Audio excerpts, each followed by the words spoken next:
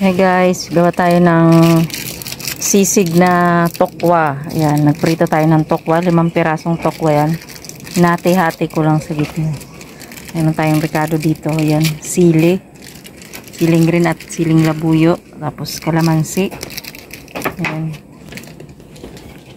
Ayan, meron tayong paminta at yung ating mayonnaise. So, tara.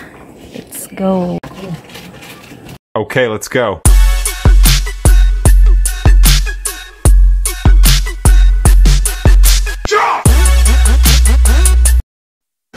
Hi everyone! Ito gagawa po ako ng tokwang sisig. So ayan, at prinito ko na po yung tokwa. Hindi ko na po napakita yung paano yung pagpiprito.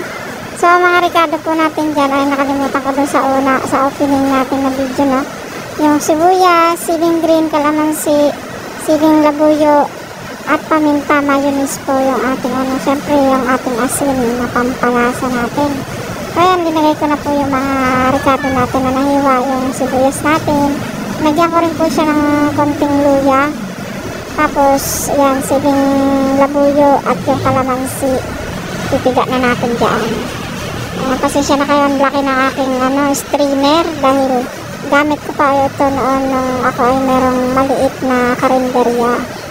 So, ito na yung ating tokwang sisig. Napakasarap po nito guys. Kung hindi nyo pa po na susubukang lutuin ito sa tokwa, subukan nyo na po. Madali lang gawin at kunti lang naman ang ricado. Yan lang, mayonnaise lang yung medyo may kamahalan dyan. Mura lang naman yung tokwa.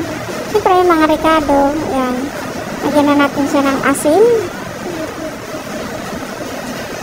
At ating ihalo-halo lang yan. At mekos-mekos na yan mga insan. Ayan na.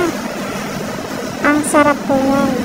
Para ka na rin yan nagawa ng liempong sisig. At napakamahal po ng ngayon. Karne ng at hindi rin maganda sa ating katawan. So ayan. Magano tayo ng tokwa. Mura na, masarap pa. So, ayun guys, maraming salamat sa inyong panonood sa aking napakaigising video. Tikman na natin yung ating sisig. Tokwang sisig. Ang sarap po niyan, promise. Okay, let's go.